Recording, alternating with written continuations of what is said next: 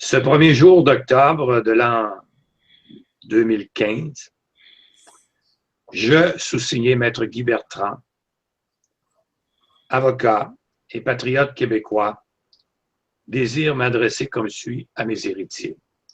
J'ouvre une parenthèse pour vous dire que quand je l'ai signé, il y avait vraiment un notaire devant moi, le notaire Étienne Massé, un jeune notaire, un fédéraliste.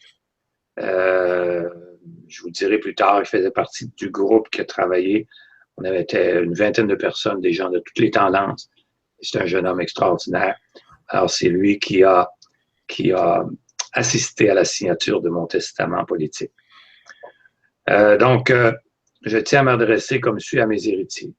À ma femme Lisette, que j'aime tant et qui a su tout au cours de ma vie, parfois tumultueuse, me conseiller, m'encourager et m'inspirer.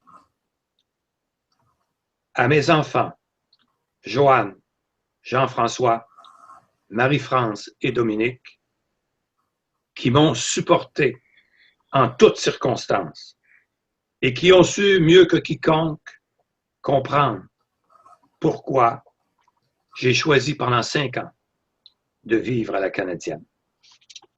À mes 9 petits-enfants, Stéphanie, Claudia, Mia, Emmanuel, Alicia, Xavier, Alexis, William et la petite dernière, Victoria, qui, un jour, j'en suis convaincu, prendront le flambeau de ma patrie québécoise là où je l'aurai laissé. À mes frères indiens et autochtones, avec qui nous avons partagé le Québec français, eux qui nous ont accueillis lorsque nos ancêtres sont débarqués en Amérique et fondé notre pays. À mes compatriotes de langue anglaise, avec qui, malgré nos différends, nous avons érigé la plus grande démocratie au monde. Et à mes compatriotes allophones qui sont venus de tous les pays de la Terre pour habiter parmi nous, apportant avec eux leur richesse culturelle qui ont ennobli la nôtre. Plus tard, vous, mes chers compatriotes néo-québécois, je vous expliquerai qu'avec la République fédérale du Québec, il n'y aura plus de multiculturalisme qui nous confronte actuellement. Ce n'est pas dans mon testament, mais je vais faire un petit annexe à mon testament pour vous dire qu'au contraire, vous viendrez chez nous pour vivre heureux avec nous, vous intégrer avec nous sans que vous disparaissiez, sans que vous assimiliez. Et enfin, à tous mes compatriotes de langue française qui portent en leur cœur la fierté de l'être québécois et la fierté du vivre en français. À vous tous et à vous tous et toutes qui nous écoutez aujourd'hui, je lègue l'héritage le plus précieux que mes ancêtres et mes parents m'ont donné, soit la langue française, qui est le fondement même de l'être québécois, de son peuple et de son pays. Je voudrais que vous soyez conscients de la nécessité de protéger et de promouvoir le Québec français, qui est fragile comme du verre de cristal à cause de sa situation en Amérique du Nord. Mes chers compatriotes, sans une langue, l'être humain n'est pas, le peuple non plus. Sans sa langue, l'être québécois n'existe pas, le peuple québécois non plus. Toute menace à la langue française, si minime soit-elle, s'attaque à l'être québécois et à son existence même, en son cœur et en son esprit. Sachez, mes chers compatriotes, que lorsque nous portons atteinte à l'héritage, à l'intégrité de notre langue, ou que sans égard, nous la laissons aller à l'abandon, il y a péril à la demeure. La demeure, c'est le pays québécois. Péril auquel nous sommes nous-mêmes exposés. C'est le mot que je cherchais. À vous tous, je lègue aussi mon projet Liberté-Nation et toutes les idées qui y sont contenues. Vous le savez bien, ce sont les idées qui mènent le monde.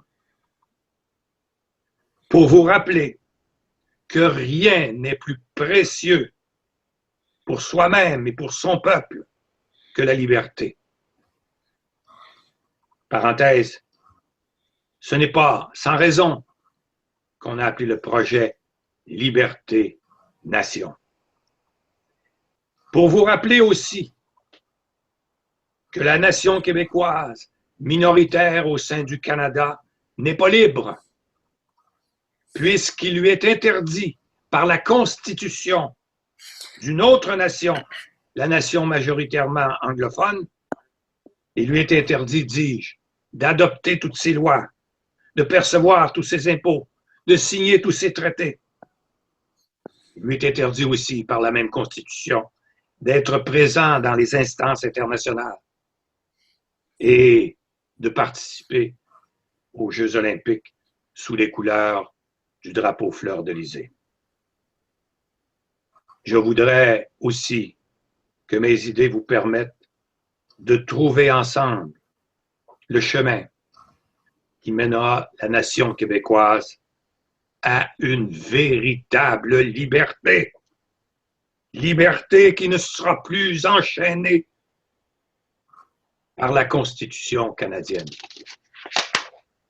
Enfin, je vous implore de trouver un consensus au sein de la population québécoise qui vous permettra tous ensemble de réaliser l'indépendance du Québec et de parachever le pays québécois.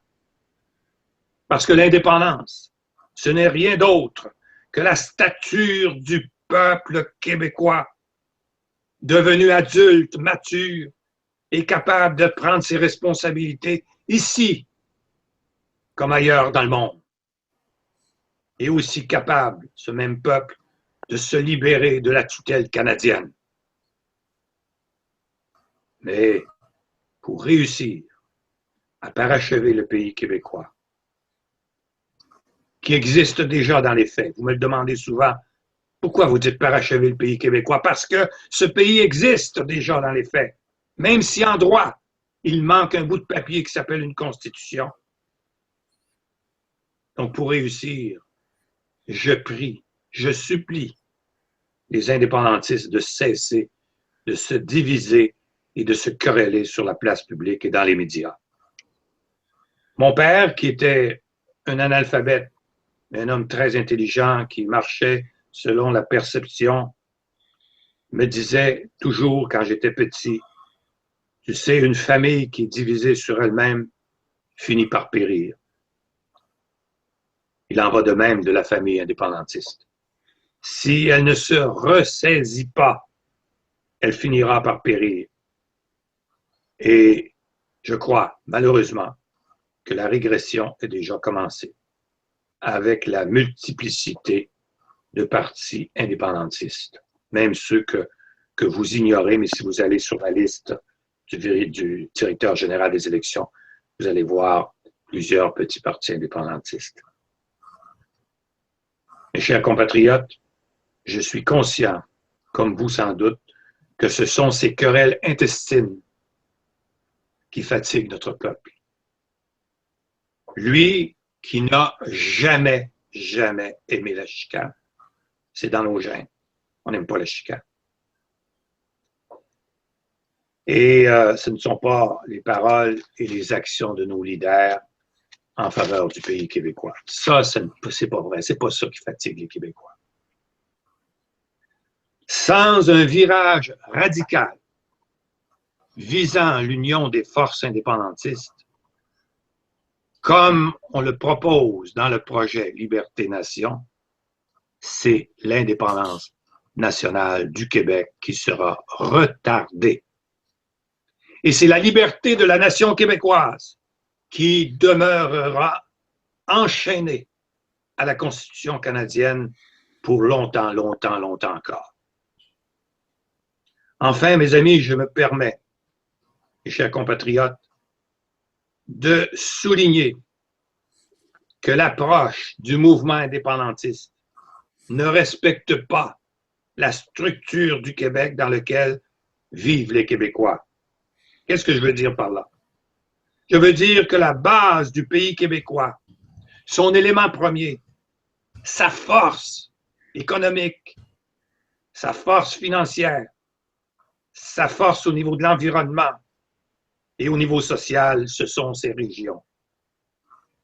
La réalité dans laquelle évolue chaque Québécois est d'abord et avant tout régionale. Nous sommes des Saguenayens, nous sommes des Nordiques, nous sommes des Canadiens, nous sommes des Sherbrookeois, nous sommes des gens de Matane, des Rimouskois, etc. Ainsi, l'indépendance du Québec ne saurait se réaliser sans l'accord de chacune de ces régions, les 17 régions. Un accord qui devrait être conditionnel à l'obtention de tous les pouvoirs et de toutes les ressources nécessaires à leur développement et à leur autonomie. Il revient donc aux régions d'assumer le leadership de tout projet d'indépendance du Québec. C'est ça qui est révolutionnaire dans notre projet. C'est que dorénavant, ce projet du parachèvement du pays québécois va prendre racine dans les régions. Pour ce faire, je propose aux régions, aux leaders des régions, aux décideurs des régions qui nous écoutent aujourd'hui,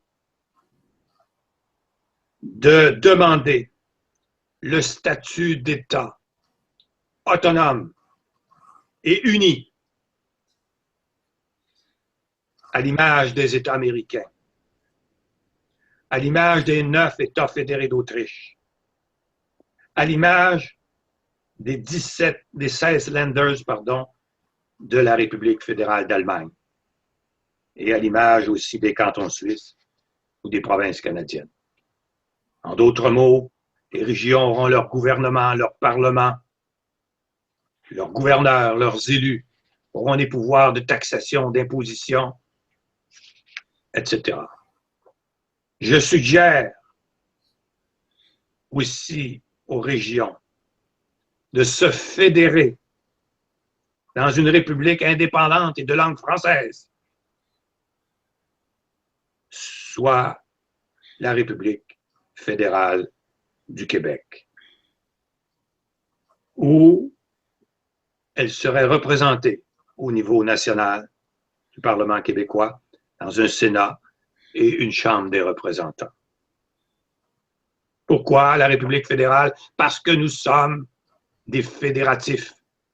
Tout ce que nous avons construit de fort au Québec, il a été fait avec des fédérations. Que l'on pense aux caisses populaires, que l'on pense à la CSN, aux mouvements syndicaux, même au niveau des entreprises, des cabinets d'avocats, d'une fédération de citoyens qui se mettent ensemble pour être meilleurs, pour donner de meilleurs services que tout seul dans son coin. Il appartiendra aux régions elles-mêmes, lors de la refondation du Québec avec nos compatriotes autochtones. Là, je parle de refondation parce qu'il faut refonder le Québec. Et ce n'est pas Guy Bertrand, comme constitutionnaliste, qui va écrire la Constitution. Oui, je pourrais écrire une Constitution, mais non, je ne veux pas le faire. C'est les régions qui vont décider quand elles seront assises à la table ou seront invitées. Nos compatriotes autochtones, anglophones et allophones, évidemment la majorité francophone. Donc, il appartiendra à tous ces gens de définir avec l'État central québécois l'étendue de leur pouvoir et de leurs compétences en matière législative, exécutive et judiciaire dans un Québec indépendant. Merci à vous tous de m'avoir permis de travailler toute ma vie durant à la réalisation d'un idéal collectif et profondément humain, soit celui de donner la pleine liberté à mon peuple. Et c'est ce projet collectif et humain que nous ne retrouvons plus aujourd'hui. Mais avec le projet Liberté-Nation, nous serons capables de mobiliser nos jeunes pour parachever ce pays. Sachez que je vous aime et que quoi qu'il arrive, j'ai le sentiment que je dormirai au fond de vos cœurs. En foi de quoi j'ai signé à Québec, capitale de la future République fédérale du Québec, que j'espère voir naître un jour avant de quitter ce monde pour rejoindre nos ancêtres et nos bâtisseurs qui ont travaillé fort à faire de la nation québécoise autre chose qu'une œuvre inachevée, autre chose qu'une nation inachevée.